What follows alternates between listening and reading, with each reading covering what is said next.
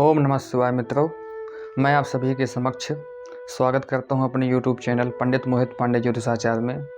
मित्रों, आज मैं आप सभी को बताने वाला हूं यह चंद्र ग्रहण और सूर्य ग्रहण क्यों लगता है, किस कारण लगता है, इसका मैं पूरा वृत्तांत शास्त्रानुसार ज्योतिषानुसार आपको बताने जा रहा हूं।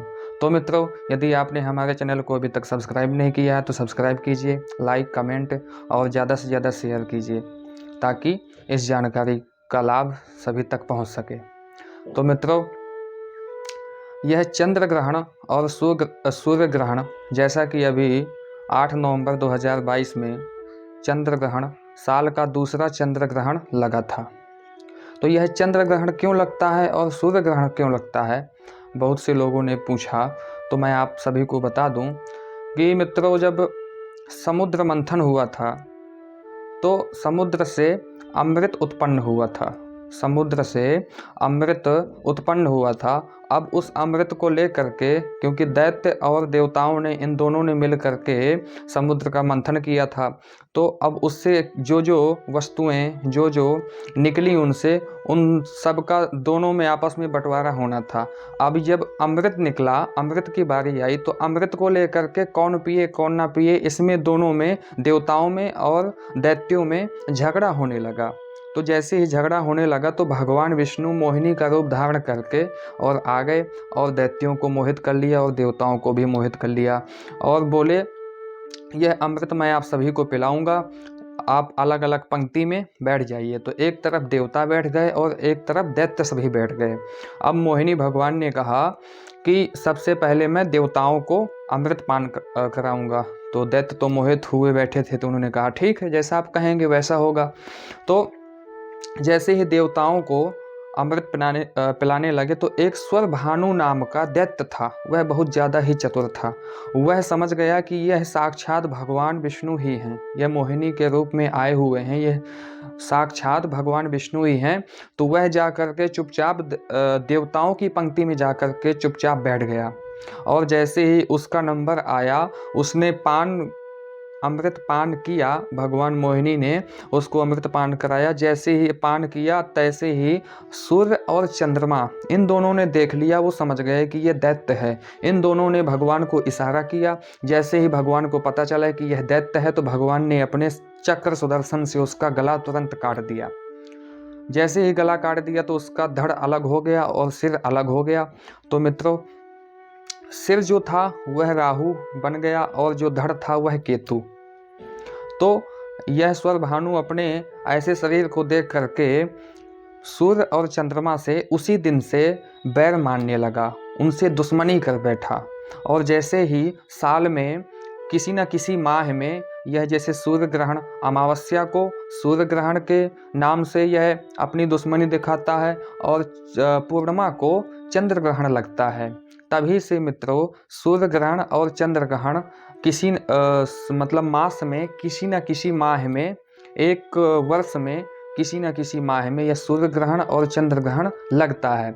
तो मित्रों, क्या होता है, कुछ समय के लिए ही लग पाता है, क्योंकि उसका सिर कटा हुआ है। तो जैसे ही वह उनको पान करता है, ग्रहण उनको ग्राह्य करता है, तो जैसे ही उसका गला कटा हुआ है तो कुछ घंटे या कुछ मिनट, कभी कभी कुछ मिनटों का लगता है, कभी कभी कुछ घंटों का लगता है ग्रहण, वह नीचे से आकर के गले से निकल जाते हैं, वह मुक्त हो जाते हैं। तो इसी प्रकार से यह दोस्तों हो गई कि चंद्र ग्रहण और सूर्य ग्रहण क्यों लगता है। अब चंद्र ग्रहण और सूर्य ग्रहण में क्या करना चाहिए, क्या नहीं करना चाहिए, किन किन बातों का विशेष ध्यान करना चाहिए, विशेष रूप से दोस्तों गर्भवती महिलाओं के लिए विशेष ध्यान रखने की बात कही गई है, और वृद्ध लोगों के लिए और बच्चों के लिए। जैसा कि जब सूर्य ग्रहण लगता है तो सूर्य ग्रहण लगने से पहले 12 घंटे पहले सूतक लग जाता है, और जब चंद्र ग्रहण लगता है तो शास्त्रानुसार, ज्योतिषानुसार चंद्र ग्रहण में 9 घंटे पूर्व ही सूतक लग जाता है। जैसा कि अभी 8 नवंबर को जो चंद्र ग्रहण लगा था वह उससे 9 घंटे पूर्व ही सूतक लग गया था, प्रातः 8:30 बजे। उसी प्रकार से मित्रों, जब सूर्य ग्रहण लगता है तो 12 घंटे पूर्व ही सूतक लग जाता है। अब ग्रहण में क्या करें क्या ना करें, दोनों के एक ही उपाय हैं। दोनों, या सूर्य ग्रहण लगे या चंद्र ग्रहण लगे, बस दोनों के प्रभाव अलग अलग हैं। तो मित्रों, जब ग्रहण लगता है, जब सूतक होता है, तो विशेष रूप से ध्यान देना, यदि आप स्वस्थ हैं, समर्थ हैं, तो आपको सूतक और ग्रहण काल में ना तो शयन करना है, ना तो सोना है, ना आपको भोजन करना है, ना हो सके तो अपने घर से बाहर भी नहीं निकलना है। यदि अति आवश्यक कार्य के लिए जाना पड़ जाए तो मित्रों, तुलसी के पत्र, वो भी ध्यान रखना है कि वो तुलसी के पत्ते आपको सूतक लगने से पहले ही तोड़ के रख लेने हैं। वह तुलसी के पत्र अपने जेब में रख लीजिए और बाहर आप किसी यदि आवश्यक ही काम है तो जा सकते हैं उसके लिए, अन्यथा अपने घर में ही रहिए। क्योंकि जब सूर्य ग्रहण या चंद्र ग्रहण लगता है तो ये हमारे इष्ट देव माने जाते हैं। यह उस समय पीड़ित रहते हैं, क्योंकि जब राहु इनको ग्रसता है तो ये दोनों उस समय पीड़ित रहते हैं। तो उस समय हमको एक स्थायी जगह पर बैठ करके या तो भगवान शिव का ध्यान, ओम नमः शिवाय का जाप करना चाहिए, अपने गुरु मंत्र का जाप करना चाहिए, युगल मंत्र का जाप करना चाहिए, इन सभी का जाप करना चाहिए। और मित्रों, सूतक और ग्रहण काल में किसी शुभ कार्य का प्रारंभ नहीं करना है। या तो सूतक लगने से पहले कर लीजिए या तो ग्रहण के पश्चात कर लीजिए। तो मित्रों, विशेष ध्यान आपको यह रखना है, यदि आप समर्थ हैं, स्वस्थ हैं, तो ना तो आपको भोजन करना है, ना शयन करना है, और आपको निरंतर भगवान शिव का ध्यान करना है। और वृद्ध माताओं के लिए, वृद्ध लोगों के लिए और गर्भवती महिलाएं और बच्चों के लिए वह इतना नियम नहीं कर सकती, क्योंकि उनको अपने शिशु के लिए कुछ ना कुछ तो खाना, कुछ ना कुछ तो पान करना पड़ेगा। तो मित्रों, सूतक लगने से पहले ही उनको भोजन बना लेना है और उस भोजन में तुलसी के पत्र डाल के रखने हैं।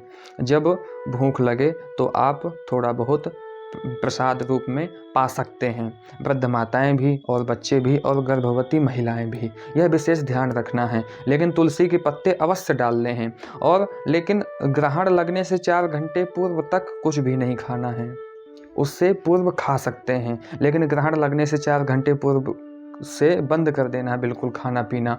और जब ग्रहण समाप्त हो जाए उसके पश्चात आपको स्नान ध्यान करके, और विशेष रूप से हमारे शास्त्रों में बताया गया है, दान का बहुत महत्व बताया गया है। तो आपको यदि चंद्र ग्रहण, जैसा कि अभी 8 नवंबर को चंद्र ग्रहण लगा था, तो चंद्र ग्रहण में आपको दान का बहुत विशेष महत्व बताया गया है। तो मित्रों, चंद्र ग्रहण के दौरान आपको सफ़ेद वस्तुओं का, दूध का, चावल का, सफ़ेद मीठे का, सफ़ेद वस्त्र का और धन धान्य का, इनका सबका दान करना अति आवश्यक है। इससे पूर्ण लाभ, आपको पुण्य आदि की प्राप्ति अवश्य होती है मित्रों।